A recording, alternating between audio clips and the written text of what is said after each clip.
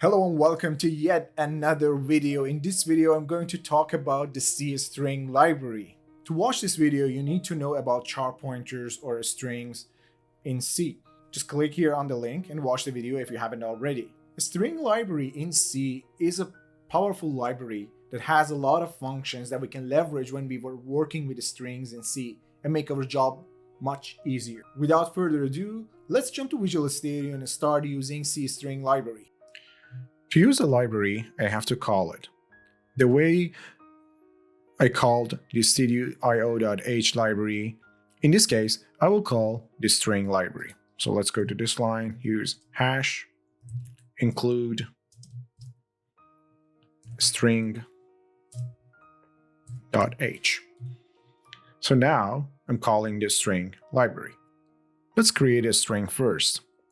Char pointer name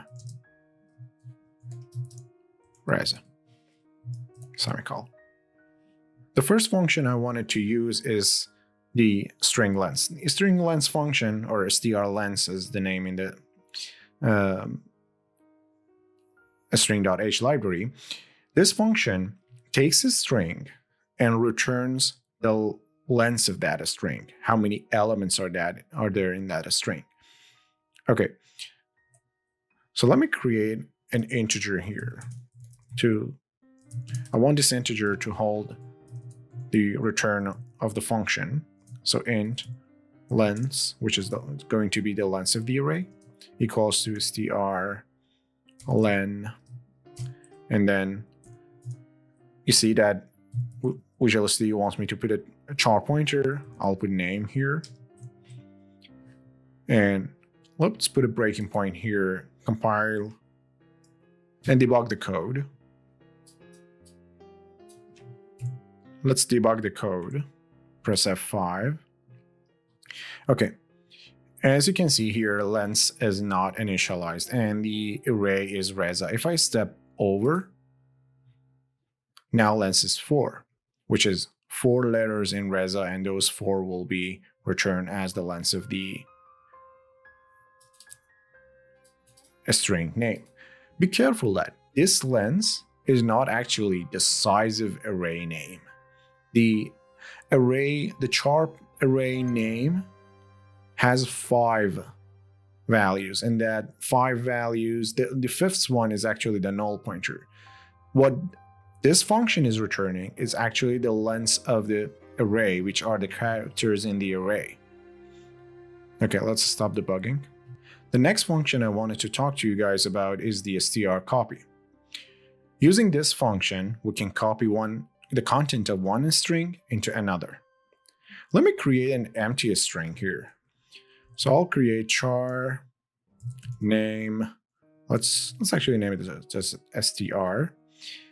And in the bracket, I have to specify the size, but I don't know the size, and I would use the same method we used in the arrays. So I'll just define maximum length, and I put the maximum length to 100, and then use this, let's say max len, and I'll use max len here to create an empty string. Now using the strcpy function, which is the string copy function,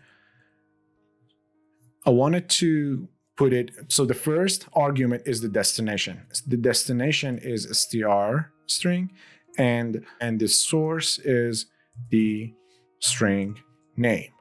Okay, if I start debugging the code, let me go to the memory module of str. Okay, as you can see, it's not initialized yet. And if I step over this line, the first 5 elements will be initialized using the string name. String name is reza, and reza will be initialized here. So this will copy whatever is in the second argument to the first argument. There's a function that allows us to concatenate 2 strings together. So for strings str, let me actually initialize it with I am space and closing quotations. Let me change the name to Sdr cat, which is short for concatenate. Now, if I compile and run this code, let's actually debug the code. Press F5. Look at the memory module of str. So now I am space and the null terminator is there. If I step over, reza and the null terminator will also be added to this string. Another useful function in this library is string comparison, Strcmp, which takes two arguments, two strings, and compare them together. If they are identical, it will return 0, and it will return -1 if they're not identical. So in this case, let me actually create an integer condition and change the function to strcmp, which is string comparison, and the return value, I'm going to store it in condition. Okay. Let's debug this code. So right now you see that the first string name is Reza and the second is I am space. So I expect that the condition should be -1 if I step over, and the condition is -1. And if I change the str to Reza, so both of them are identical right now, and restart debugging, now if I step over this function, you would see that the condition is 0. So it will return 0 if the strings are exactly identical. It is impossible for me to go through all the functions in the cstring library for you. The best way is to search for it to see what are the functions, what are the input arguments, and what would be the return value.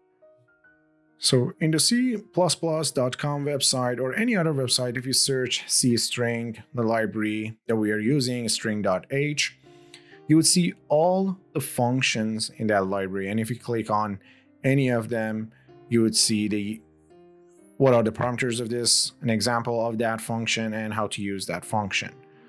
This concludes our video regarding cstring. Thank you for watching, and let me know if you have any questions. And as always, see you in the next video.